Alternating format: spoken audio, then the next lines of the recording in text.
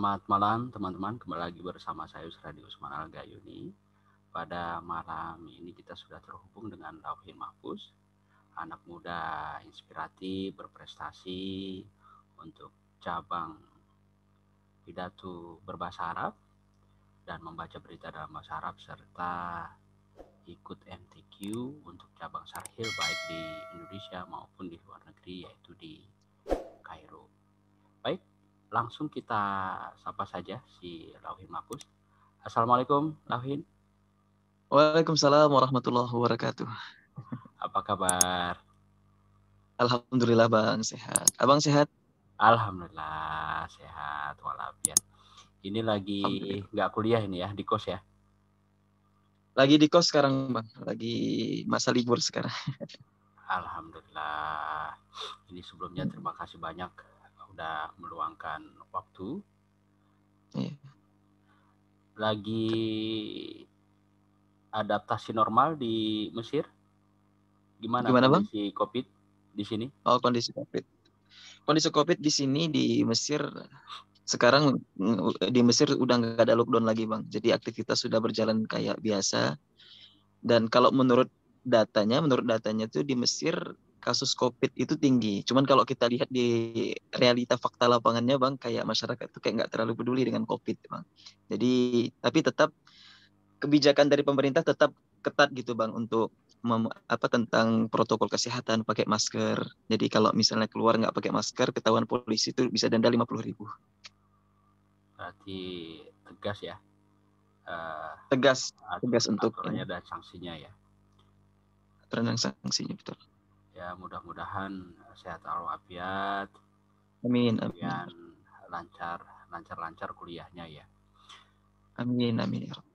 Jadi Lauhin beberapa waktu yang lalu kan sempat viral ya di Indonesia khususnya di Aceh bahwa Lauhin ini menang MTQ internasional, juga sempat memenangkan Sarhil Quran pada MTQ antar mahasiswa seluruh dunia yang ada di Kairo. Itu bagaimana ceritanya? Jadi awalnya dulu tahun 2018 itu Bang. Ya. Jadi OIAA itu organisasi alumni Al-Azhar Internasional itu mengadakan event MTQ internasional untuk ini Bang, untuk menyatukan silaturahmi antar mahasiswa asing. Jadi itu di bawah naungan Al-Azhar. Jadi yang menjadi panitianya itu dari Indonesia. Itu OIAA. Itulah organisasi internasional alumni Al-Azhar Mesir. Jadi awalnya dulu di tahun 2018 itu ini Bang, karena di sini kan banyak mahasiswa asing Bang dari seluruh dunia. Jadi ingin menyatukan silaturahmi lewat event MTQ internasional ini. Jadi masing-masing dari setiap negara itu mengutus utusannya untuk ikut berpartisipasi lah Bang di ajang ini gitu. Nah, jadi kemarin itu dari pihak KBRI sendiri mengadakan seleksi untuk mahasiswa Indonesia yang ada di sini untuk menjadi perwakilan untuk mengikuti cabang MTQ ini Bang. Jadi MTQ ini kemarin tuh terbagi menjadi 3 cabang. Ada cabang Syahril Quran, ada Tilawatil Quran, dan Hifzil Quran. Jadi masing-masing dari setiap cabang ini diseleksi pastinya Bang kan, dengan orang-orang yang dianggap mampu gitu, orang-orang yang berkualitas. Jadi ada di sini yang udah lanjut doktor ataupun magister, mereka yang menguji kita nanti. Mereka yang menguji kami di sini. Nah, untuk menjadi perwakilan itu. Dan kemarin itu alhamdulillah saya dengan teman saya Ahmad Farhansani Bang namanya, dari Medan. Kebetulan kami satu pondok dulu di pesantren Bang, satu pondok. Jadi ini ada lomba nih kan kayak gitu. Kebetulan ini cabangnya Syarhil Quran. Dan sebelumnya walaupun di Indonesia nggak begitu banyak punya pengalaman di lomba Syarhil ini Bang. Coba dulu gitu Bang kan, coba dulu ada kesempatan ini untuk mengikuti lomba ini. Terakhir saya dengan teman saya Ahmad Farhansani mendaftar. Dan ketika itu banyak sekali dari mahasiswa Indonesia yang berpartisipasi untuk ikut lomba ini Bang. Lomba MTQ internasional ini. Iya, sangat banyak sekali Bang. Jadi untuk cabang Syarihil Qurannya itu dia kan mainnya per grup. Dia Iya. per grup.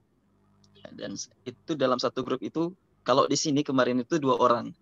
Satu yang pensyarahnya dan satu lagi yang qori'nya. Lauhin Nah, sebagai qori apa pensyarah? Lauhin sebagai pensyarahnya, Bang. Syarah ya. Sebagai pensyarah. Iya. Pensyarahnya. Itu ada kurang lebih kalau nggak salah dari mahasiswa Indonesia yang berpartisipasi di awal seleksi itu mungkin sekitar ada lebih dari 15 sampai 15 lebih gitu, Bang. 15 grup yang ikut. Yeah. Baik laki-laki ataupun perempuan. Dan setelah mengikuti seleksi, alhamdulillah terpilihlah grup kami. Saya dengan teman saya yang Ahmad Farhansani untuk menjadi perwakilan dari Indonesia. Seperti itu, Bang. Ya, dulu satu pondok di Medan. Nama pondoknya? Di Medan. Nama pondoknya Pesantren Ar-Raudhatul Hasanah. Raudhatul Hasanah ya. Iya, Raudhatul Hasanah. Berarti dari Medan ketemu lagi di Mesir dan ikut satu perlombaan yang sama. Satu perlombaan yang sama, betul. Iya. Jadi kemudian terpilih mewakili Indonesia dengan seleksi yang cukup ketat. Ya walaupun 15 ini kan tidak mudah ya, bukan sembarangan, apalagi yang doktor, yang magister. Dan tentu ini sudah yang terbaik dari daerahnya masing-masing. Nah, setelah lolos itu prosesnya bagaimana? Ada berapa banyak seluruh peserta yang ikut, kemudian tahapan-tahapannya sampai berapa besar, kemudian sampai juara waktu itu? Kalau untuk cabang Syarihil Quran sendiri ini, Bang, termasuk kalau partisipasinya tuh lebih sedikit dibandingkan yang lain, Bang. Maksudnya dibanding cabang tahfiz dengan tilawah. Jadi untuk pertama sekali kemarin itu, kalau nggak salah saya lebih dari yang mendaftar ketika itu dari beberapa negara itu ada kurang lebih kalau nggak salah saya itu di atas 20-an sekian negara, Bang. 20-an ya. Di atas 20 negara yang ikut berpartisipasi. Tapi ketika pas hari hanya yang ikut lomba itu malahan lebih sedikit jumlahnya. Kalau nggak salah saya itu ada sekitar hitungan belasan lah, mungkin 18 atau 17-an sekian gitu, Bang. Yeah. Jadi ada yang artinya yang berhenti gitu, Bang. Maksudnya nggak ngelanjutkan gitu, Bang. Yeah.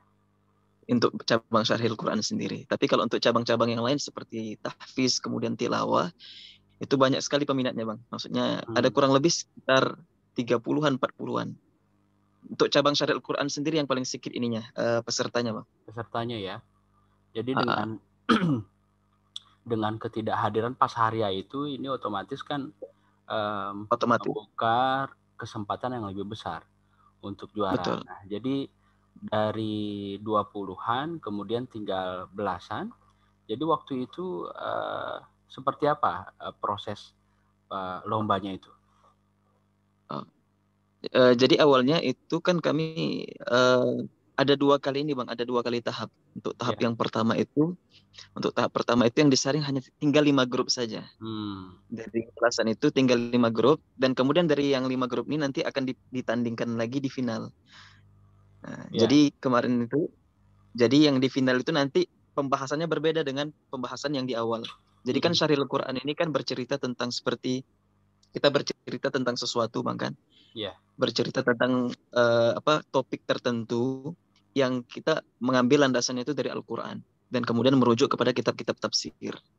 Tapi nanti ininya judulnya itu udah ditentukan dari pihak panitia atau dari pihak panitia bahwasanya judul ini yang akan nanti dibahas seperti itu. Dan kemudian nanti kita membicarakan di atas panggung. Dan saya sebagai pensyarahnya kemudian harus harus mengambil referensi yang kuat gitu, referensi yang dapat dipercaya kayak gitu kan, Bang. Sebagai pensyarahnya. Kalau yang di tahap pertama itu bebas umum, topik yang dibahas itu bebas, sedangkan di tahap kedua itu yang ditentukan, Bang. Iya. 5 negara. 5 negara negara mana saja? Dari belasan tinggal 5 negara. Itu yang 5 negara negara mana saja? Selain Indonesia tentu.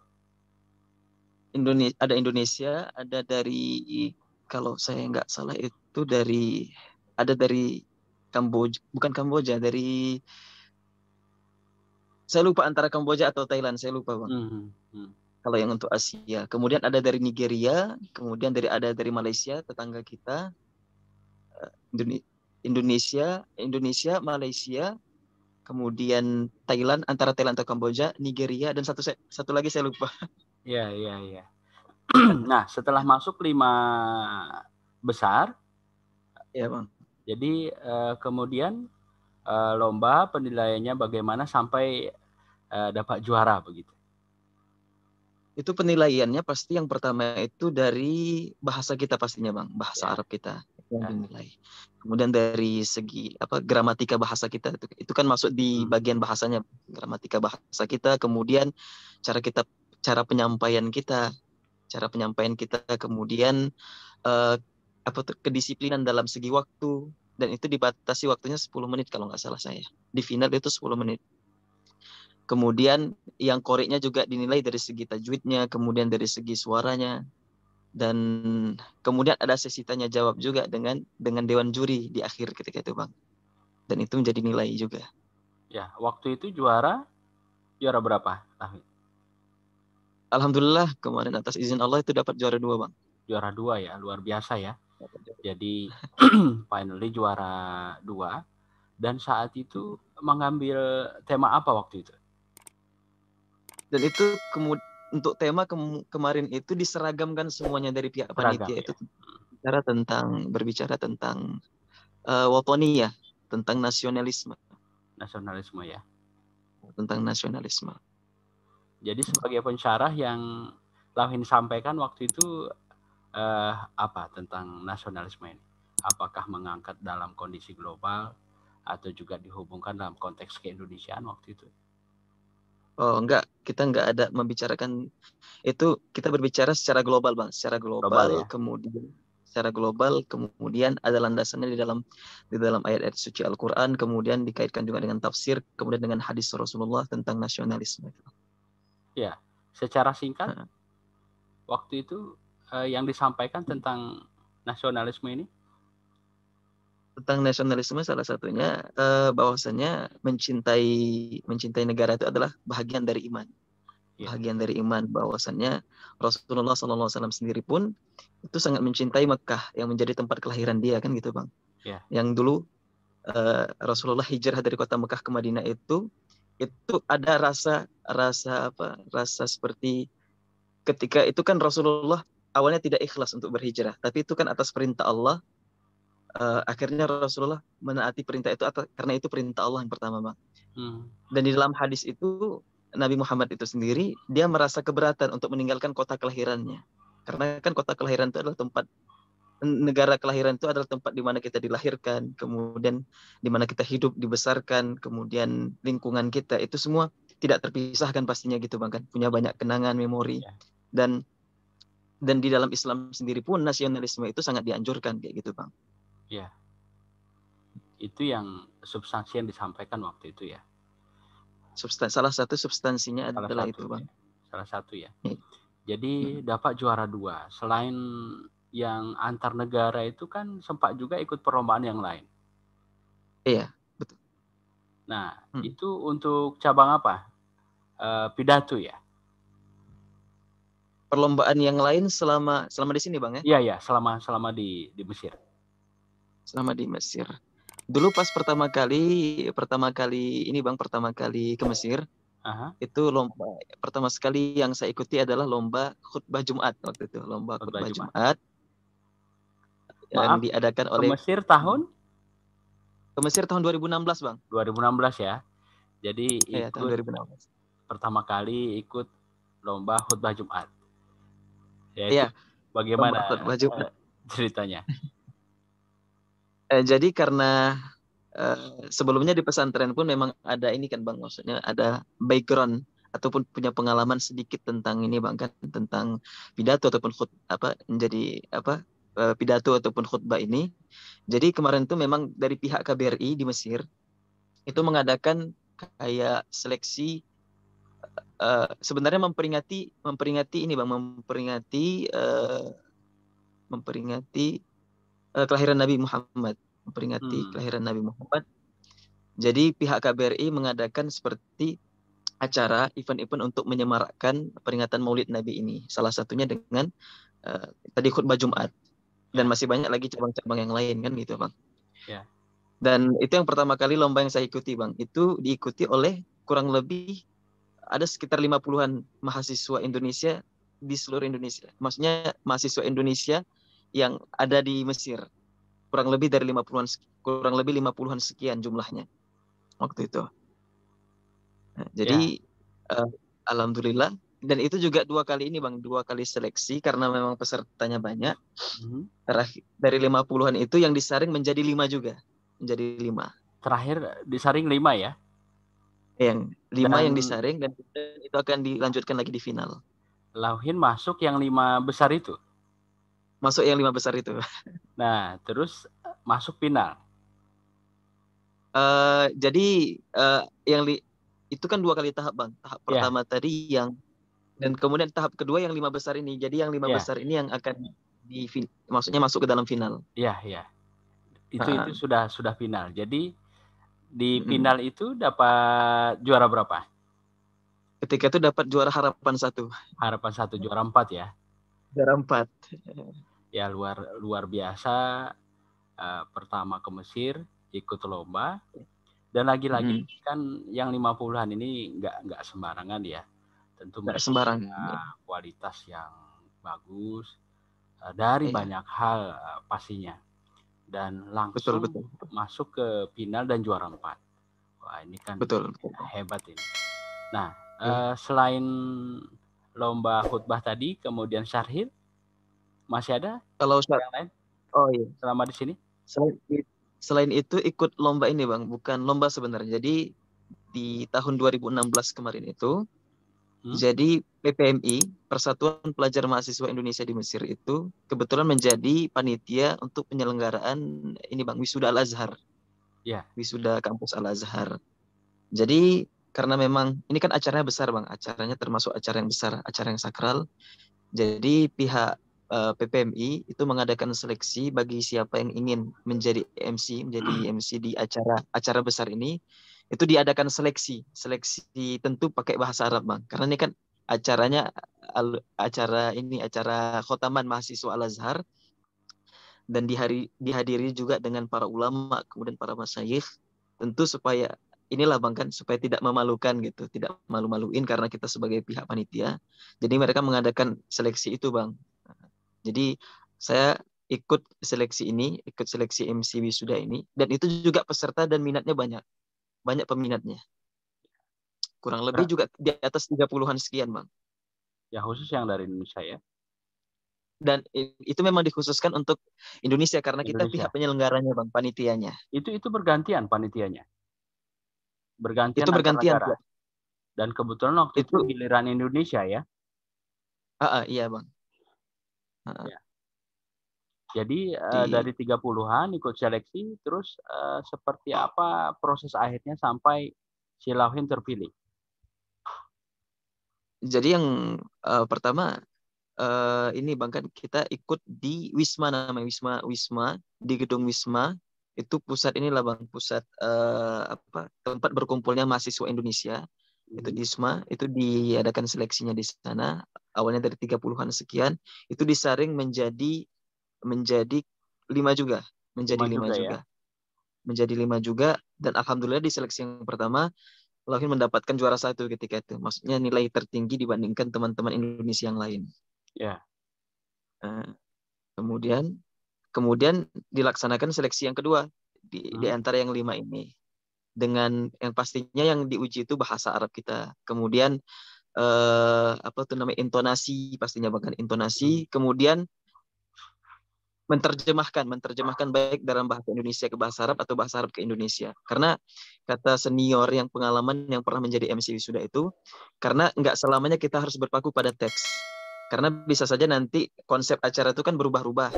Ya. Jadi di situ memang harus dibutuhkan memang MC itu yang punya kemampuan bahasa yang bagus kayak gitu Bang kan. Kemampuan bahasa yang bagus, terpakuannya pada teks, biar apa tuh namanya Bang, biar nanti bisa menyesuaikan di atas panggung. Seperti itu Bang. Ya, berarti selama di Mesir 3 lomba ini ya? Dan terakhir kali kemarin ada satu lagi lomba. Ya. Tahun 2020 kemarin Bang. Tahun 2020 kemarin itu juga kelasnya internasional juga, tapi nggak sekelas internasional yang lain ikuti MTQ yang sebelumnya Bang. Jadi itu pihak Al-Azhar sendiri yang mengadakan ini Bang, yang mengadakan perlombaan cabang lombanya banyak juga waktu itu, bukan hanya lomba pidato. Ya. Banyak sekali Bang, seperti baca syair, kemudian tahfiz, tilawah, khat, macam-macam. Len tidak ingat berapa jumlah cabang perlombaannya, dan Len tetap masih ikut di cabang yang sama, lomba pidato juga, lomba pidato. Lomba pidato ya? Iya, lomba pidato. Dan untuk pidato pesertanya banyak? Kurang lebih kemarin yang lain baca tuh kurang lebih di atas 80-an. Di atas 80-an? Di atas 80-an mahasiswa asing selain Mesir. Mahasiswa asing selain Mesir. Jadi Iya, 80-an berarti lebih dari 80 negara dong ya? Betul, lebih dari 80 negara. Dan itu bagaimana proses penyaringannya? Dari 80 itu sampai berapa, dan Lauhin dapat juara berapa? Kalau yang perlombaan yang terakhir ini itu nggak ada penyaringan sebenarnya, maksudnya nggak ada seleksi dari negara khususnya gitu kan Bang. Jadi bagi siapa yang berkeinginan untuk ikut lomba silahkan mendaftarkan dirinya gitu Bang.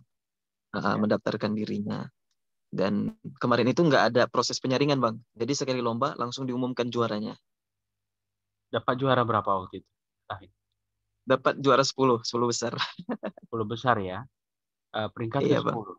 Lagi-lagi ini kan hebat, luar biasa dapat juara 10. Termasuk yang MC Wisuda tadi.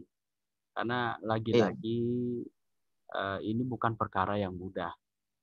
Tentu kalau misalnya tidak ada kualitas, kemampuan, dan dengan background yang cukup, tentu tidak bisa melewati itu. Iya, betul.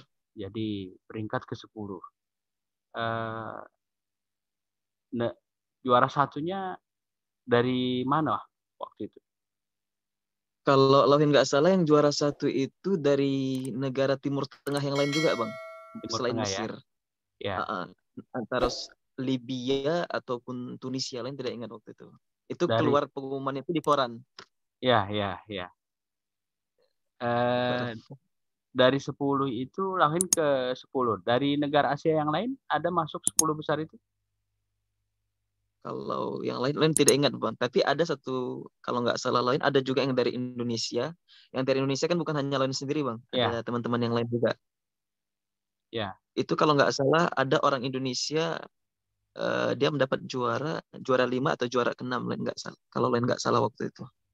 Ya. Dan kalau untuk negara lain selain Indonesia di peringkat 10 besar itu seingat lain itu nggak ada Bang. Nggak ada ya. Jadi didominasi negara Timur Tengah itu ya sepertinya ya. Didominasi negara Timur, bahkan negara Eropa sendiri pun ada yang ikut Bang, termasuk kayak Rusia, Amerika juga ada. Ada ya, tapi mereka masuk 10 besar. Ada. Masuk 10 besar. Masuk ya, ada ya. Ada. Ya. Ya luar biasa ya. Jadi dari seluruh dunia peringkat ke-10 ini inspiratif sekali. Nah, jadi Lauhin sendiri bagaimana kemudian bisa sampai ke Mesir? Apakah beasiswa pemerintah Mesir atau beasiswa pemerintah Indonesia? Jadi awalnya dulu, Len selesai dari pesantren itu tahun 2014 Bang. Tahun 2014. Tahun 2014. Dan setiap tahunnya negara Timur Tengah yang paling banyak yang membuka inilah Bang, pendaftaran itu salah satunya Mesir, Sudan, dan Lebanon kalau lain nggak salah. Maroko waktu itu. Tahun 2014 itu yang buka itu Maroko, Sudan, sama Mesir. Jadi apa tuh namanya? Jadi setelah setelah kami tamat dari pesantren, keluarlah memang ada pengumuman itu bahwasannya mereka membuka ini kan, Mbak, membuka pendaftaran. Membuka pendaftaran, ikut seleksi itu awalnya di Medan kemarin tuh, Bang. Di Medan, yang menyeleksi kita itu alumni Al-Azhar yang tersebar di seluruh Indonesia. Jadi ada 8 titik di Indonesia yang maksudnya mereka memfasilitasi untuk ikut ujian ke Timur Tengah. Salah satunya itu Medan. Medan tempat yang paling terdekat gitu kan, Bang. Karena memang alumni dari Medan dan di sana juga buka ini seleksinya, terakhir ikutlah di sana. Dan itu yang jumlah pendaftarnya yang pertama kali itu 7 ribuan sekian. 7 ribuan sekian. Khusus Medan atau se-Indonesia? Se-Indonesia 7 ribuan sekian, Bang. Ya. 7 ribuan sekian. Dan itu ada 2 kali seleksi. Ada 2 kali seleksi. 2 kali seleksi. Seleksi tahap pertama itu di 8 titik ini, Bang. Di 8 titik ini. Jadi kalau kita udah lulus di situ, baru nanti di tahap keduanya semua disatukan di Jakarta. Seleksi tahap pertama itu seleksi apa? Administratif? Enggak, seleksi pertama itu tetap seleksi ujian, Bang. Seleksi tetap ujian, akademik. ya? Akademik. Ya, akademik ya? Ya, akademik. Akademik. Terus seleksi tahap keduanya itu kemudian itu di Jakarta, Bang. Di Jakarta. Di Jakarta. Dan kalau yang seleksi tahap kedua itu yang orang Mesirnya sendiri langsung yang uji kita. Ya. Dan setelah mengikuti seleksi itu kan ujian yang diadakan oleh Kementerian Agama, Bang. Ya. Alhamdulillah waktu pas tahun 2014 di tahap pertama nama lain keluar. Waktu yang tahap pertama keluar dan di tahap kedua nggak keluar waktu itu. Tahap kedua nggak keluar dan lain mendengar berita bahwasannya orang yang udah lulus di tahap pertama kemungkinan besar dia pasti lulus di tahap kedua. Ya. Nah, ternyata waktu itu pas di tahap kedua nggak keluar nama dan awalnya memang keberatan orang tua mengizinkan lain untuk kuliah ke Timur Tengah, Bang.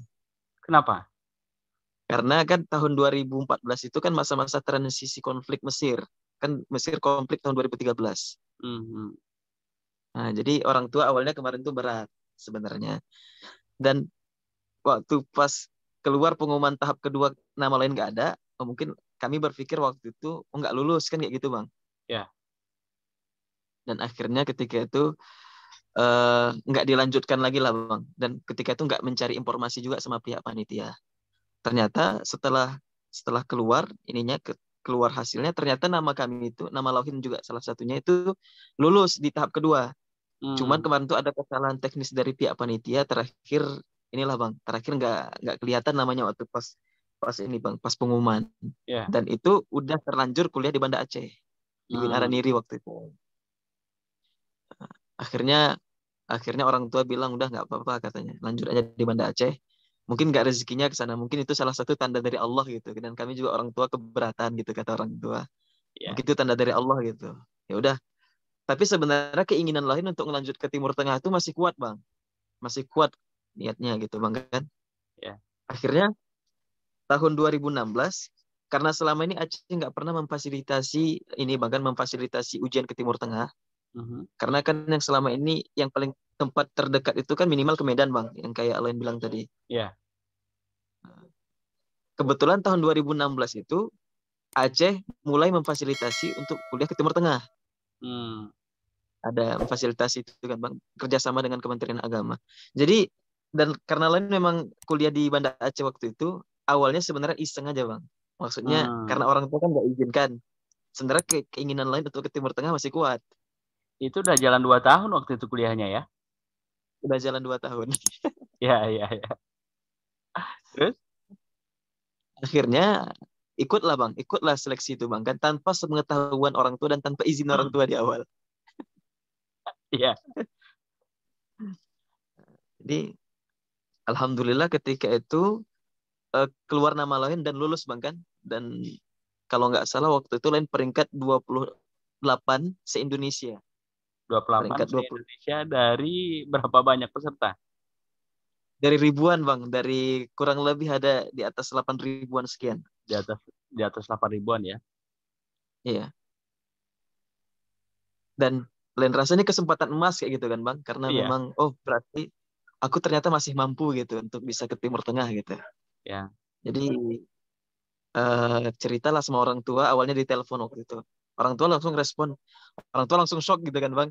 Ini kok tiba-tiba ada ikut ujian dan padahal nggak ada minta izin sama orang tua. Iya. Ini yang ditelepon siapa? Bapak? Bapak langsung Bang. Ya. Terus? Jika itu disuruh bapak pulang, pulang dulu, musyawarah dulu kita keluarga kata bapak. Ya, ya, ya. Ya. Terus langsung pulang. Terakhir langsung pulang malam tuh pesan tiket langsung pulang Bang. Iya, iya. Nek Lestari waktu itu Bang. Iya, iya, iya. Iya. Malam langsung pulang, pagi nyampe Takengon. Pagi nyampe Takengon, di Jadi, sidang langsung sama bapak. oh ya di sidang lagi. Iya, iya, iya. Jadi, jadi cerita sidangnya itu gimana?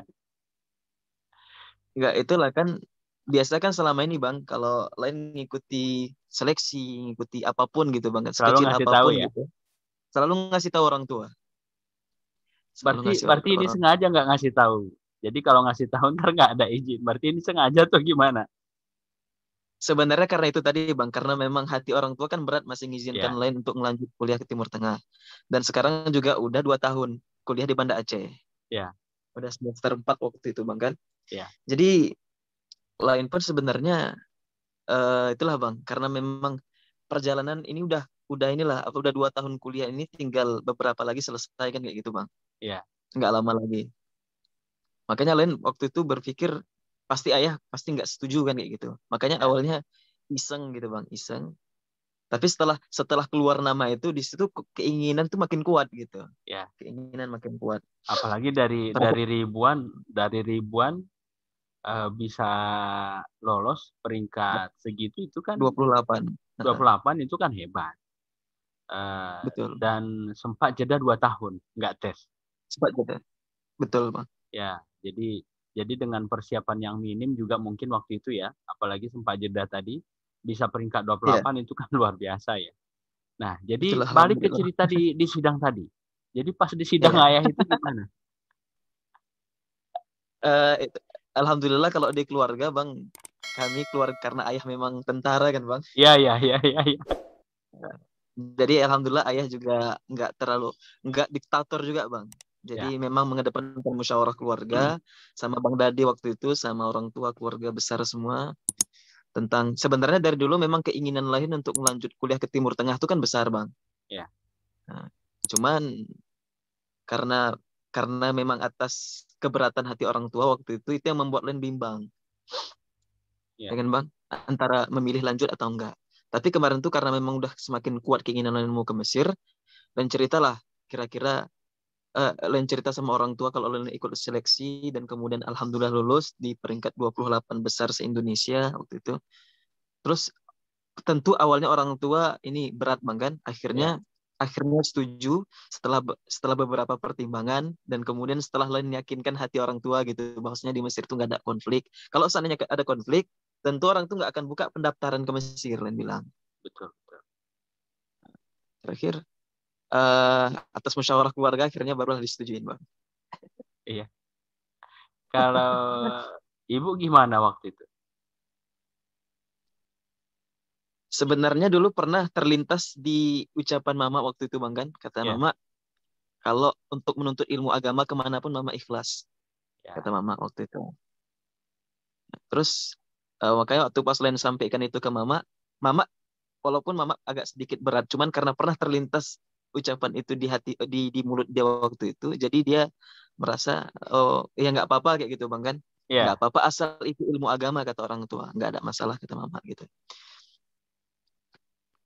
Kalau tapi kalau secara yang membuat hati orang tua tuh berat karena memang masa-masa transisi konflik Mesir tahun Ya. 2013 itu bang. Itu yang membuat berat ya. Kalau nggak ada konflik itu nggak transisi, ya Bismillah aja ya. Bismillah aja Betul pasti betul bang. pasti di. Uh-uh. Nah, jadi eh, setelah setelah disidang itu terakhir diizinkan. Iya, eh, iya. jadi proses keberangkatannya waktu itu gimana? proses keberangkatannya ke Mesir. Waktu itu kita berangkat dari mediator, Bang. Mediator, ada yang mengurusi, namanya Mediator Al-Azhar Center yang ada di Medan. Nah, mereka yang mengurusi kita, bahkan bekerja sama dengan ini Bang, Persatuan Mahasiswa Indonesia yang ada di sini, yang ada di Mesir. Jadi mereka kontak langsung gitu kan, Bang. Maksudnya proses ininya lah, proses semuanya, mulai dari berkas, kemudian dari persiapan visa, kemudian nanti dari tempat tinggal di Mesir bagaimana waktu itu. Jadi kami berangkat dari Mediator Al-Azhar Center yang ada di Medan itu, Bang. Iya. Yang berangkat se Indonesia berapa orang? Di tahun 2016 itu belum nyampe ribuan kalau Lauhin nggak salah, Bang. Masih 800-an sekian di tahun 2016. 800-an ya? 800-an sekian. Dari Aceh? Yang dari Aceh kami cuma 32 orang. 32. Dari Sumut? Kalau dari Sumut itu kurang tahu, Bang. Kurang tahu ya? Dari Sumut. Ya. Berarti ini beasiswa pemerintah Mesir? Oh enggak, Bang. Jadi awalnya kita kemarin itu waktu pas seleksi Bang, yang dari Kementerian Agama itu setiap tahunnya Al-Azhar Mesir itu menyediakan beasiswa itu 100 kuota. 100 kuota. Ya. 100 kuota. 50 itu dibagi untuk alumni Gontor. Kemudian sisanya itu 25 nilai tertinggi se-Indonesia itu akan dapatkan beasiswa dari Al-Azharnya sendiri. Ya. 25 nilai tertinggi se-Indonesia. Sedangkan lain kan peringkat 28, Bang. Nah, berarti nggak masuk orang yang berangkat, yang lulus karena beasiswa. Ya. Berangkat dengan biaya pribadi lah, Bang, kan? Bisa dikatakan biaya pribadi waktu itu. Dan tapi kalau untuk masalah beasiswa di Al-Azhar sendiri ini, ketika kita udah sampai di sini, Bang, kalau nilai kita bagus, kita bisa mendapatkan beasiswa. Ya. Seperti itu. Jadi beasiswa yang mereka yang mendapatkan nilai tertinggi yang 25 itu hanya mendapatkan fasilitas kayak tiket keberangkatan, kemudian asrama, kemudian sama uang saku bulanan. Dengan syarat selama di Mesir mereka tidak boleh tidak lulus, harus lulus setiap tahunnya. Ya. Jadi seperti itu, Bang. Lauhin berangkat dengan biaya sendiri. Terus kalau untuk SPP SPP bagaimana untuk kebutuhan kuliahnya? Kalau SPP di sini, Bang, alhamdulillah Al-Azhar nggak pernah kita nggak ada bayar uang SPP sama sekali, kecuali ada hanya bayar uang untuk perpanjangan visa aja, Bang, perpanjangan visa sama uang buku. Dan di sini semua gratis. Kuliah di sini gratis. Orang yang udah ngikuti seleksi dari negaranya masing-masing itu, Bang, ketika namanya udah terdaftar di Al-Azhar, berarti mereka mengikuti kuliah dengan gratis semuanya. Biaya hidup juga ditanggung? Kalau biaya hidup itu pribadi masing-masing, Bang. Pribadi masing-masing ya? Pribadi masing-masing. Ya, jadi kalau untuk biaya kuliah gratis, biaya hidup pribadi masing-masing. Iya, biaya hidup. Kalau untuk biaya untuk keseharian gitu, Bang, kan uang jajan ataupun buku-buku tambahan itu kita pribadi masing-masing, Bang. Iya. Dari pemerintah Aceh nggak mensupport? Alhamdulillah tahun 2018 tahun 2019 kemarin itu ngikuti ini, Bang, ikuti beasiswa yang di BPSDM. BPSDM. Jadi alhamdulillah tahun 2019 orang itu ada buka beasiswa untuk ini, Bang, untuk bagi mahasiswa ataupun mahasiswi Aceh yang berprestasi baik di dalam ataupun di luar negeri. Jadi ada seleksinya waktu itu. Jadi lain ikut itu, Bang, kan, sama ada teman-teman dari Mesir juga yang ikut. Pulanglah kami ke Aceh untuk ngikuti seleksi itu, Bang, di Banda Aceh. Oh, mesti pulang, nggak bisa di Mesir? Kemarin tuh menurut informasinya yang lain dengar itu ujiannya kalau bagi kita yang di luar negeri itu boleh nanti tapi via Skype. Skype. Tapi karena waktu itu kata orang tua nggak apa-apa, pulang aja, kata orang tua. Orang tua yang suruh pulang gitu kan, Bang. Ya. Orang tua suruh pulang dan kemudian kemarin pulangnya bukan hanya karena beasiswa, karena memang ada kepentingan juga, Bang, kan. Ya. Balik. Alhamdulillah ngikuti seleksi beasiswa BPSDM itu, alhamdulillah setelah 3 bulan baru keluar pengumumannya, alhamdulillah lulus. Alhamdulillah lulus ya. Ini setelah Iya, 3 tahun ya di Mesir ya. kurang lebih Iya, 3 tahun di Mesir. 3 tahun. Iya, Dan 3 tahun. ini sudah masuk tahun ke Dan ini sekarang sudah masuk di tahun terakhir, Bang. tahun terakhir ya. Tahun Tahun, terakhir. tahun terakhir. Tahun Jadi terakhir. dari tahun ketiga sampai sekarang itu Iya, Bang. ada beasiswa dari Aceh tadi ya, pemerintah Aceh ya. Iya, dan dari tahun pertama sampai tahun ketiga itu Len nggak menerima beasiswa dari manapun. Udah Ya. pernah mendaftar sebelumnya, Bang, beasiswa Mhm, untuk yang di sini, tapi memang belum rezeki waktu itu kan, Bang. mhm.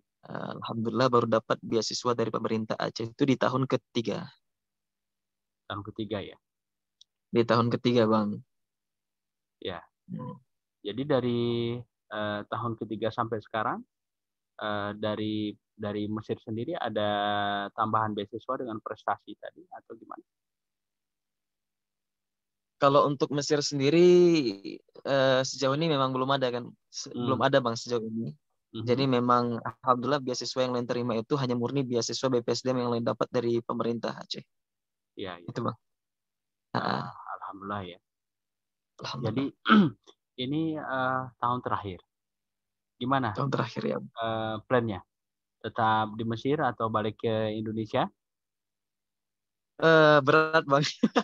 Ah, Keinginan orang tua sebenarnya tetap melanjutkan pendidikan, Bang, kan. ya. Kalau bisa setinggi mungkin tetap pendidikan harus dilanjutkan, dan lain juga nggak berhenti hanya di S1 ini aja, Bang.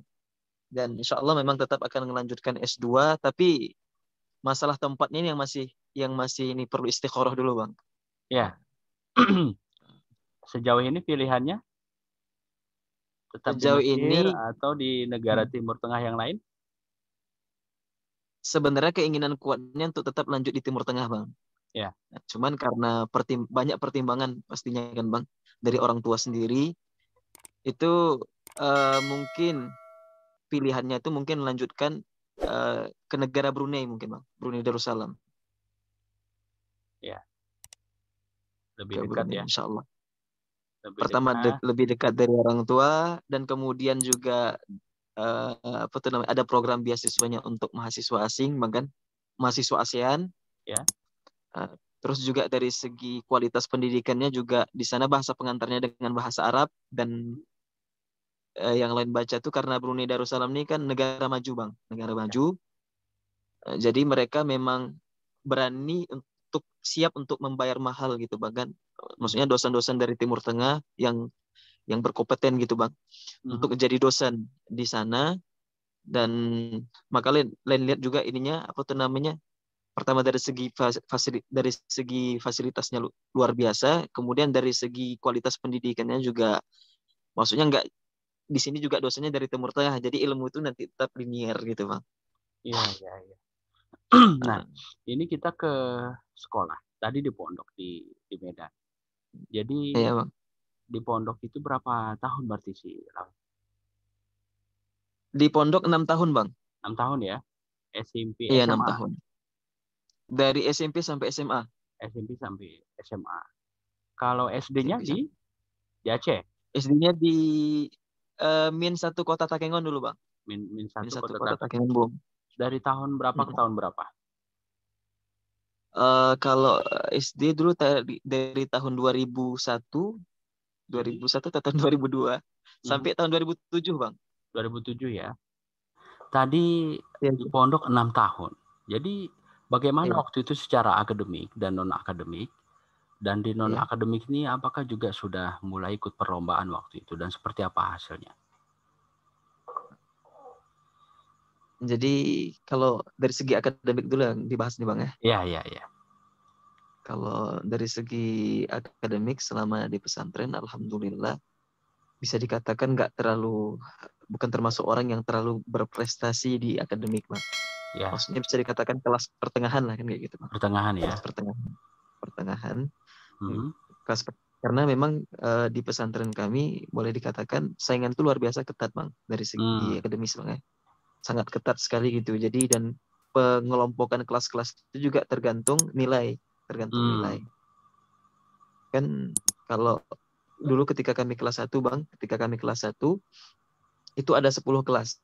Ada 10 kelas, masing-masing dari setiap kelas itu 40. Berarti 40 kali Oh, 10 400 murid. 100. Itu se-Indonesia? 400. Rata-rata memang yang di pesantren kami itu yang paling jauh itu kalau yang untuk bagian Sumatera itu paling sampai Riau atau sampai Riau. Kepulauan Riau. Aha. Kalau Jadi daerah timur kalau yang lain? untuk daerah timur yang lain sepertinya cuma di Riau yang paling jauh Bang. Ya. Sepertinya sampai ke wilayah Riau, sampai Ah, Jambi dan Riau. Kalau ke daerah Padang kayaknya nggak ada Bang. aha. Mulai dari Aceh sampai ke wilayah Riau. Ya, ya, ya. Riau. Terus juga ada di pesantren kami itu kan ada perkonsulat namanya Bang. Ada konsulat. Jadi masing-masing berasal dari misalnya dari Aceh itu disatukan di konsulat Aceh. Yang dari Medan disatukan di Medan.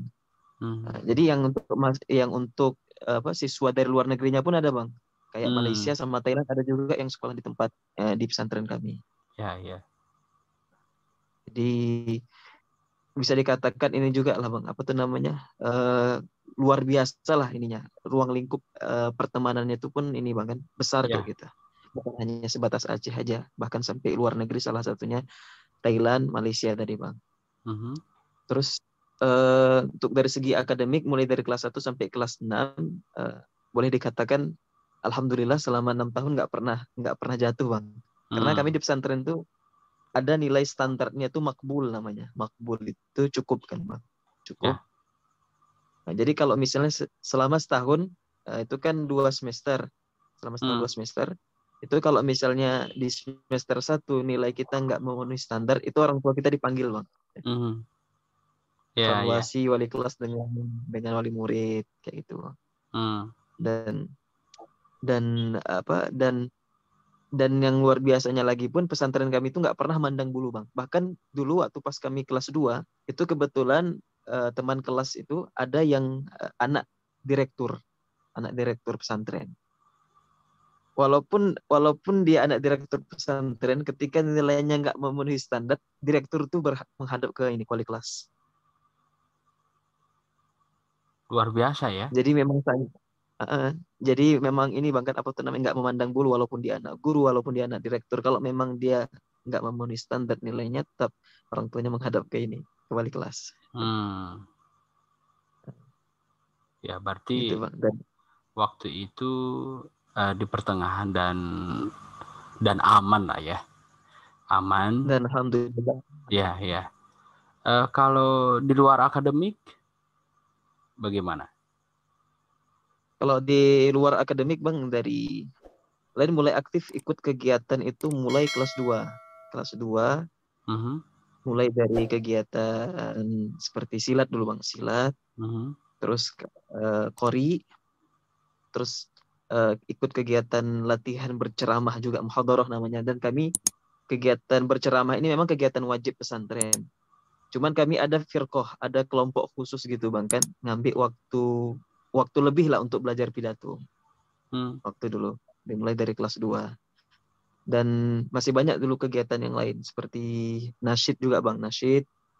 Terus ada pembuatan majalah pesantren dan udah lupa Bang banyak dulu yang diikuti waktu pas di pesantren. Ya, ya, ya.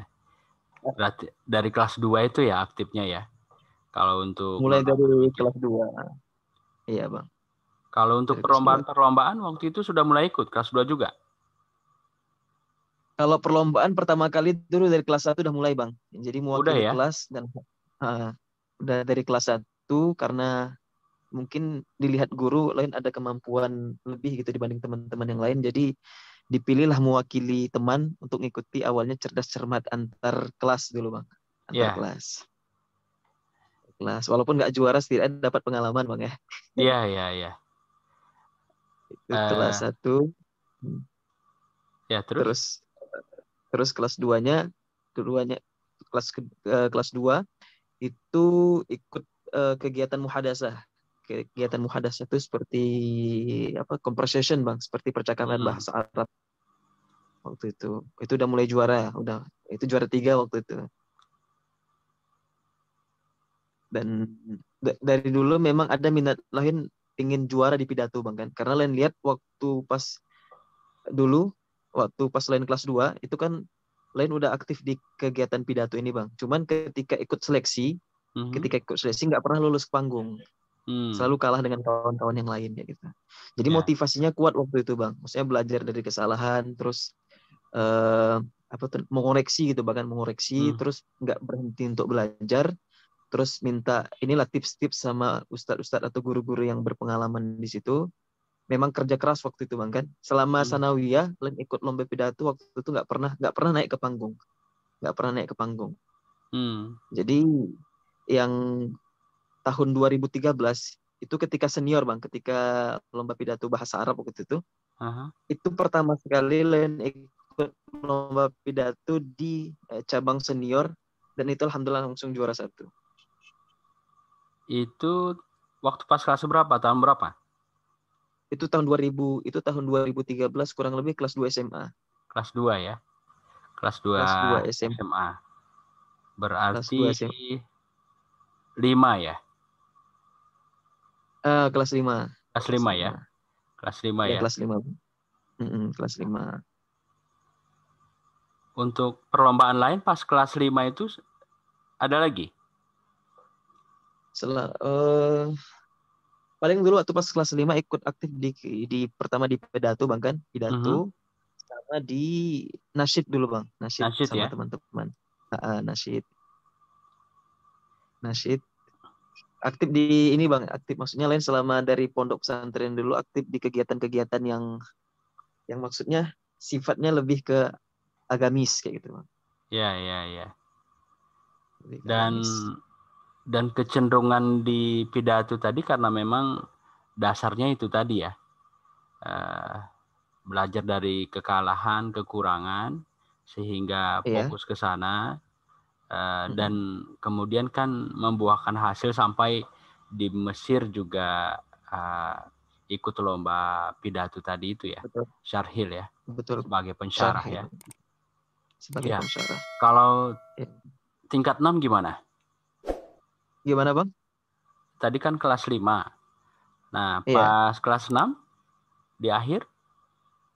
Kalau kelas 6 di akhir karena memang di pesantren kami bukan maksudnya berlebih-lebihan Bang ya. Karena di kelas 6 itu karena memang udah kegiatan padat Bang, dan banyak aktivitas gitu Bang kan. Banyak aktivitas, kegiatan, sehingga waktu itu memang kami yang kelas 6 itu nggak dibolehkan untuk ikut perlombaan ataupun aktif di luar kegiatan belajar. Iya. Karena ini namanya Bang, ketika sebelum kami tamat itu banyak yang harus diuji. Pertama salah satunya pelajaran dari kelas 2 sampai kelas 6 itu diuji. Terus kemudian ada amaliyatut tadris, praktik ngajar mengajar juga itu bagian dari ini juga, dari nilai juga. Jadi makanya memang waktu itu waktu pas kelas 6 itu memang fokusnya untuk belajar aja murni Bang. Iya. Murni belajar, mengulang, persiapan ujian ya, ada ujian ya, dan kelulusan waktu itu ya. Ujian kelulusan. Ya, baik. Bagaimana waktu pas sekolah dasar? Jadi itu sekolahnya di Aceh? Di Min Bang, Min 1 Kota Takengon. Iya, di Min 1 Kota Takengon. Dari tahun berapa ke berapa?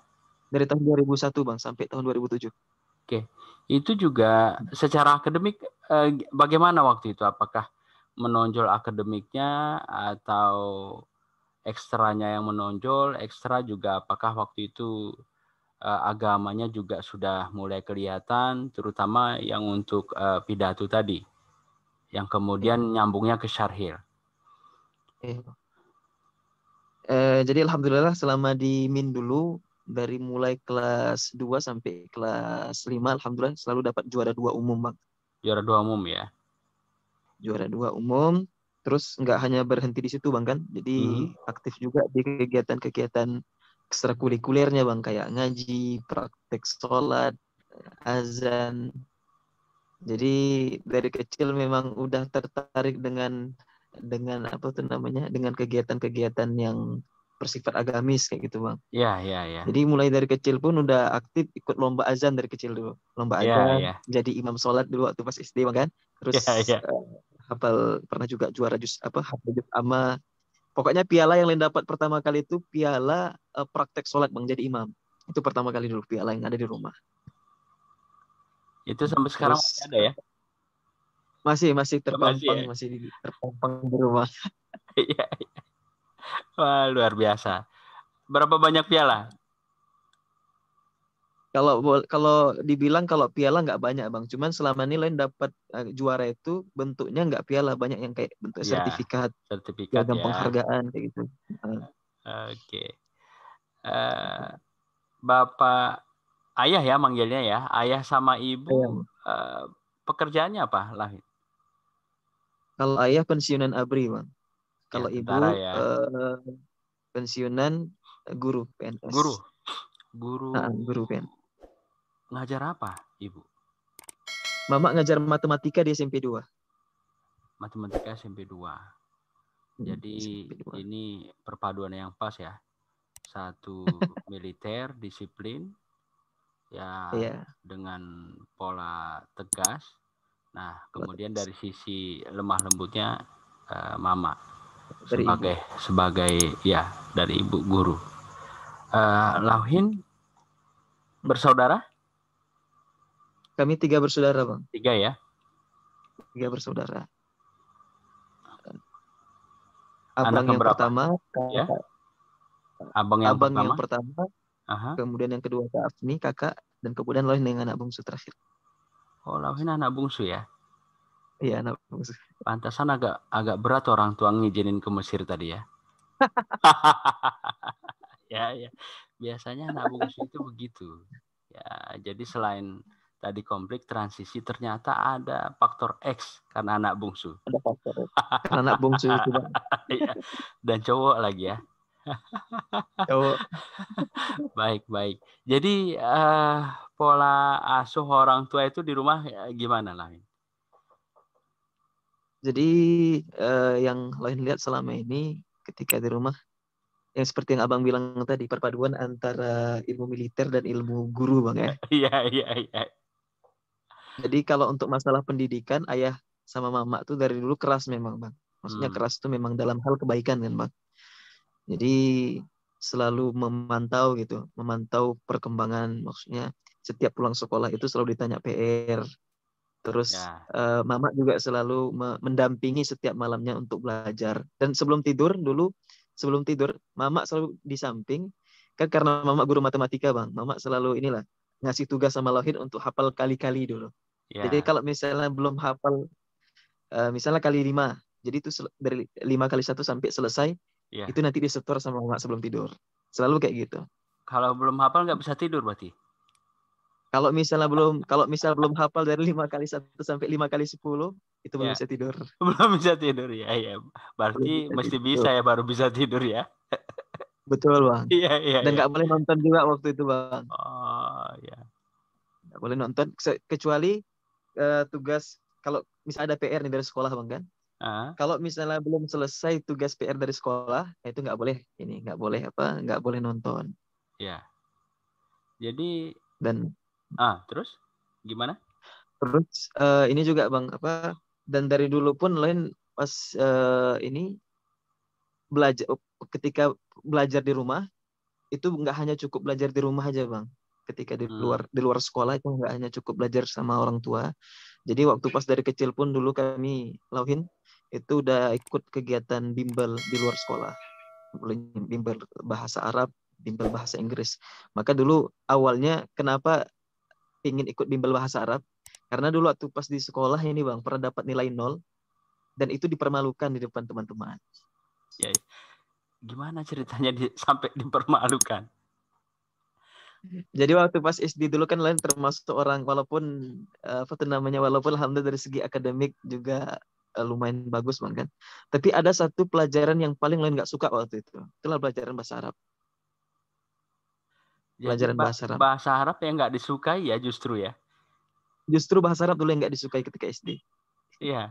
Jadi ini menarik, ini nggak disukai, terakhir pembawa jalan justru ke Mesir begitu. Betul, jadi Nah, jembatan. jadi nggak disukai waktu itu. Kenapa sampai nggak disukai? Pertama mungkin karena berat mungkin Bang ya. Mungkin Ya, berat dan banyak hafalannya juga waktu itu Bang. Dan karena mungkin itu bukan tulisan Latin, bahkan kan agak susah nulisnya.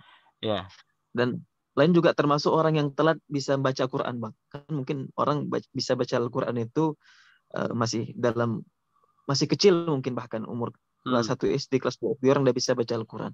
Lain baru bisa baca Al-Quran itu kelas 6 SD. Kelas 6 SD. Kelas 6 SD baru bisa baca Al-Quran. Jadi waktu itu Iqra dulu kah? Ini maksudnya bisa baca Al-Quran, Al-Quran besar. Iya, Al-Quran besar, Bang. Jadi dari kelas 1 sampai kelas 5, dari kelas 1 sampai kelas 5 itu memang baca Iqra. Ya. Makanya waktu pas di kelas dulu ketika guru nanya, yang bisa baca Al-Quran, coba angkat tangan gitu. Jadi rata-rata orang semua bisa baca Quran, Bang kan? Jadi kita yang nggak bisa baca Quran ini malah. Ya, ya, ya, ya.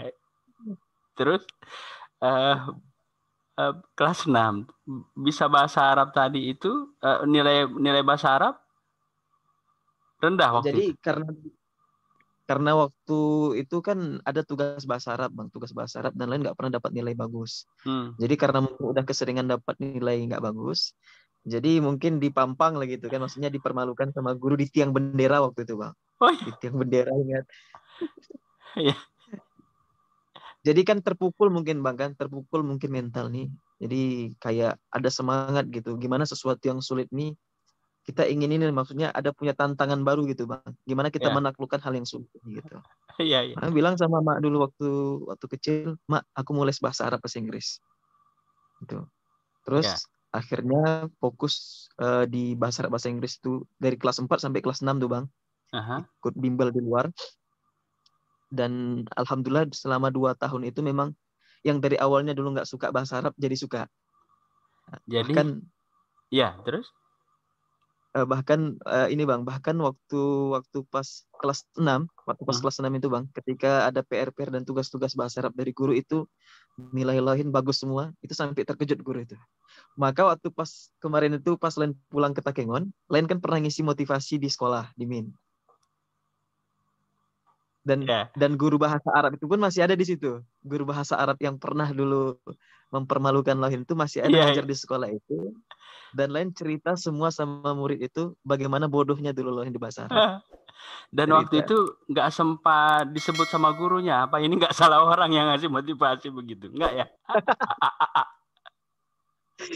Jadi alhamdulillah kita bisa tunjukkan kepada guru kita Bang kan, maksudnya guru kita yang, tapi sebenarnya itu motivasi, bukan maksud balas dendam kan kayak gitu Bang. Iya, iya, iya. Motivasi kita tunjukkan, oh kalau kita sekarang udah bahkan mungkin udah lebih dari bayangan guru kita yang dulu gitu. Iya, iya. Dan tentu diambil sisi baiknya bahwa akibat dipermalukan waktu itu ya. Iya Sebentar Bang. loh, ini dipermalukan selama 3 tahun itu atau gimana? Tadi kan Enggak, dari pas kelas berapa itu kejadian dipermalukan itu? itu kejadiannya kalau nggak salah itu setahun sebelum bimbel, kayaknya kelas 3 Bang, kelas Kelas 3 3. ya? Kelas Kelas 3 3. SD waktu itu. Kelas 3 SD. Apa sendiri sih Lawin waktu itu dipermalukan? Enggak Bang, ada dengan beberapa kawan-kawan yang lain waktu itu. Jadi nilainya ditempel di. Di nilainya nggak ditempel, jadi itu kita kan tulis di buku tuh Bang, Ya, jadi ya, kan ada nilainya di buku tuh, terus ya. kemudian kita tunjukkan di depan tiang bendera, oh Oh ini nilai kita gitu. 0. Waktu pas upacara. Bukan pas upacara Bang, jadi kayak pas pelajaran bahasa Arab itu pas guru Ya, mengajar tuh, jadi orang-orang yang dapat nilai-nilai buruk itu disuruh keluar dari kelas, ya. berdiri di depan tiang bendera Oh gitu ya. Kemudian sambil buka rapotnya ya, sambil, bukan rapot Bang, sambil buka nilainya. buku, Ya. nilainya itu Oh ya, tulisannya oh ya. 0 di situ masing. Oh dulu 0 ya. Jadi 0 tulisannya di situ Bang, jadi jelas. 0 ditunjukin ya. Masih ada pun bukunya di rumah tuh Bang. Oh masih ya. Wah itu penting. Kenang-kenangan. Ya itu penting itu. Nanti bisa dimuseumkan. Jadi dari situ awalnya dulu sampai ya ada hubungannya sampai ke Mesir begitu ya. Betul, Syukurnya betul Bang. waktu itu si Lawin nggak sendiri ya. Kalau sempat sendiri gimana itu ya? Kalau sendiri udah lama stres kayaknya Bang. Iya, iya, iya, iya.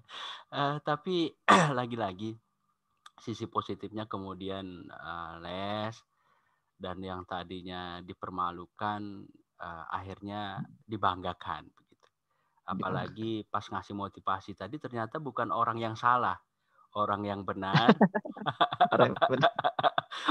orangnya benar dan kemudian jadi motivasi buat adik-adik dan bahkan jadi role model. Betul, Bang. Ya, Eh, Satu lagi Bang tadi mungkin ada yang sedikit lupa Bang kan ya, bagaimana pola didik ayah di rumah. ya. Jadi ketika dari kecil memang karena ayah memang backgroundnya militer, kami memang dididik dengan cara yang sedikit keras masalah disiplin Bang. Ya. Masalah kedisiplinan, dan disiplin ini bukan hanya apa tuh namanya? Bukan hanya dari segi belajar Bang. Dari segi ibadah pun ayah termasuk inilah keras untuk nggak boleh tinggal sholat dari waktu pas kami kecil pun kan ayah udah keras gitu mendidik kami untuk Hmm.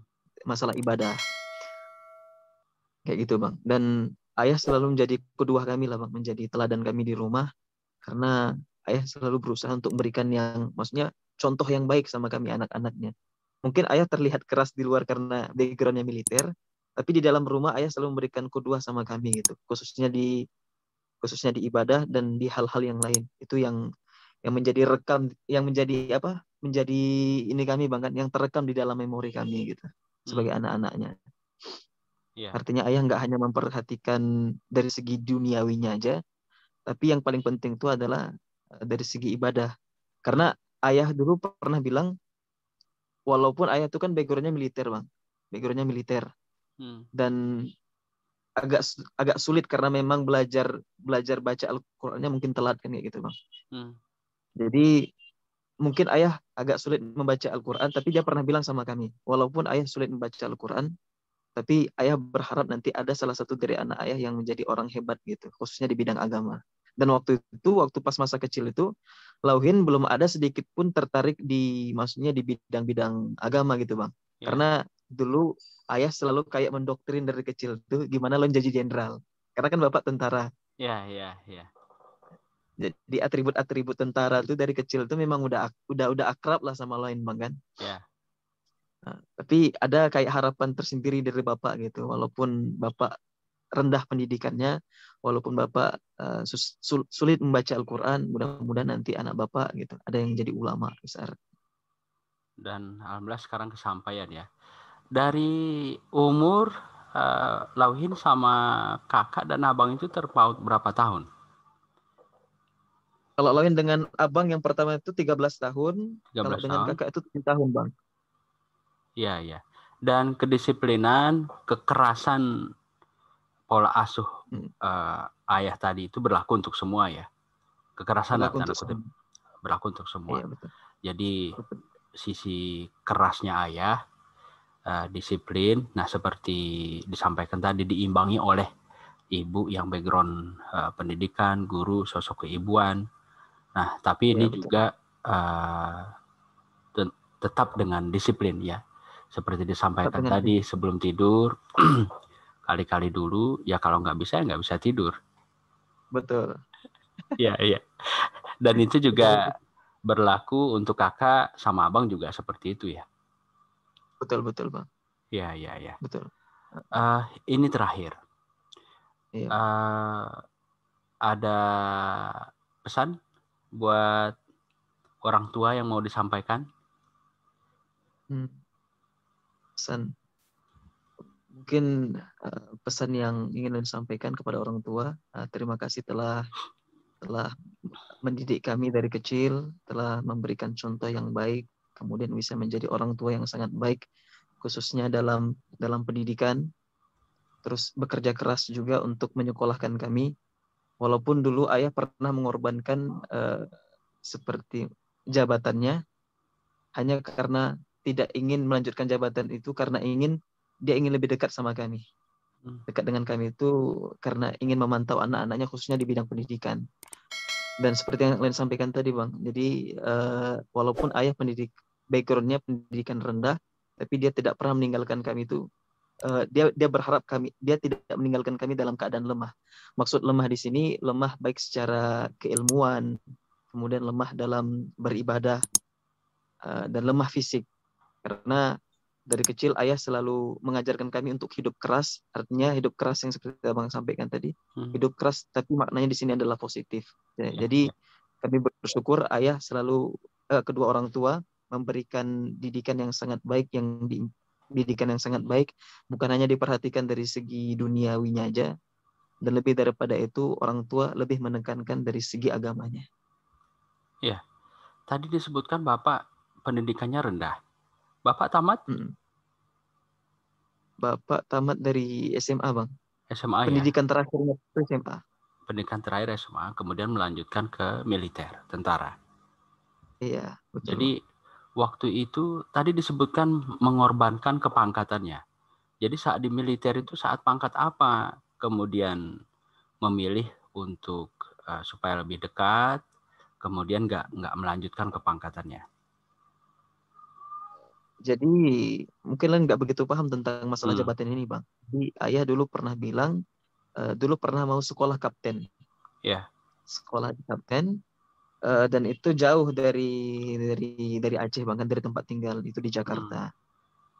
Tentunya kalau misalnya ayah jauh pasti kan jauh juga, maksudnya jauh dari kami, artinya Ya, ya. berarti pantauan ayah kan jauh dari kami kan kayak gitu Bang. Jadi ayah mengorbankan itu untuk tidak ikut ke sekolah kapten, itu hanya ingin dekat dengan anak-anaknya supaya anak-anaknya itu lebih terpantau gitu Bang. Ya, ini luar biasa ya, nggak ikut pendidikannya supaya lebih dekat, bisa memantau pendidikan anak-anak, juga keluarga. Sebab kalau misalnya waktu itu diambil pendidikan itu, ini kan luar biasa juga dampaknya.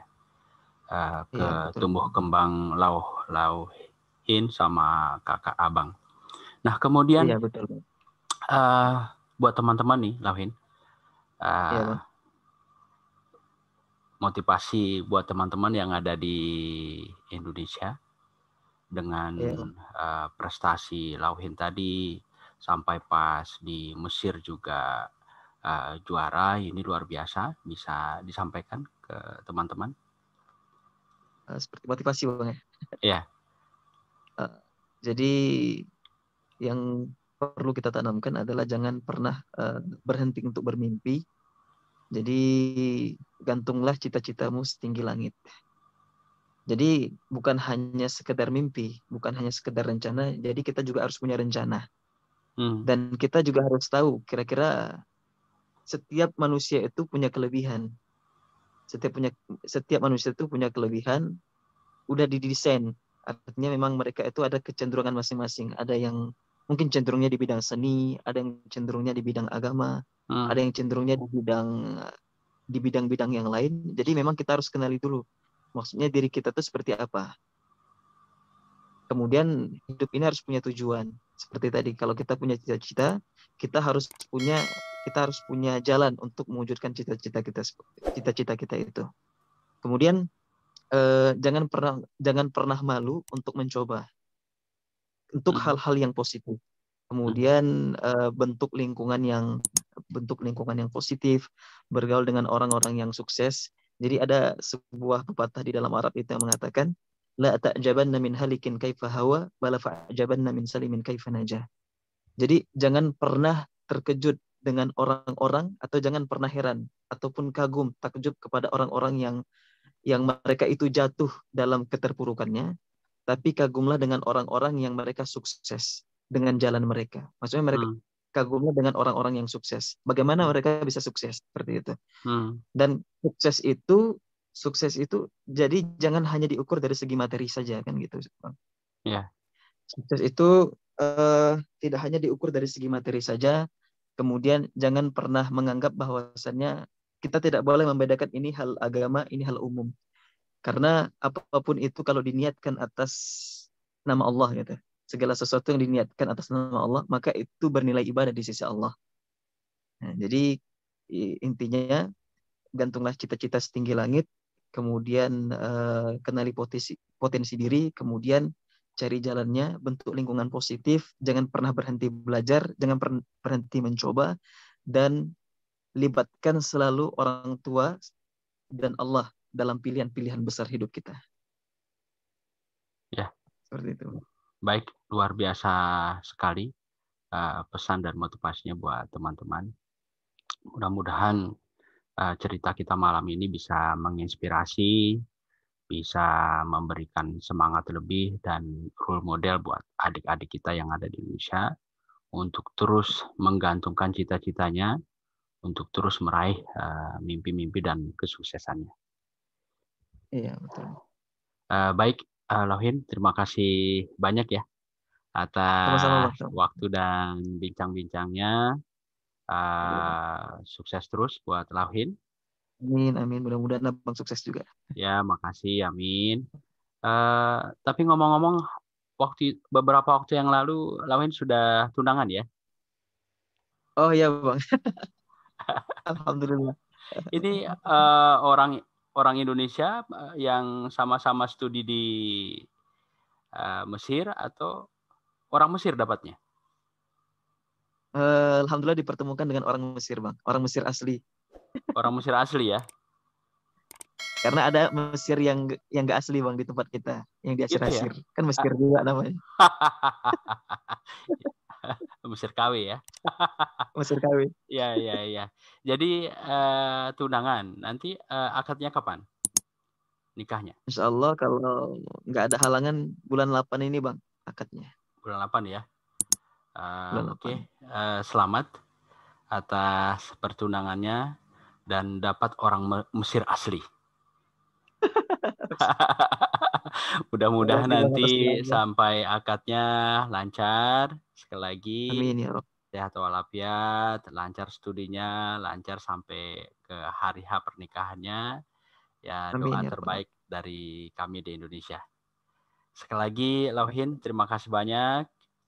Iya, Bang. Terus ya. Gimana, Bang?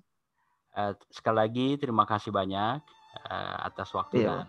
bincang-bincangnya. Sama-sama, Bang, Ya, sama-sama. Assalamualaikum. Waalaikumsalam warahmatullahi wabarakatuh.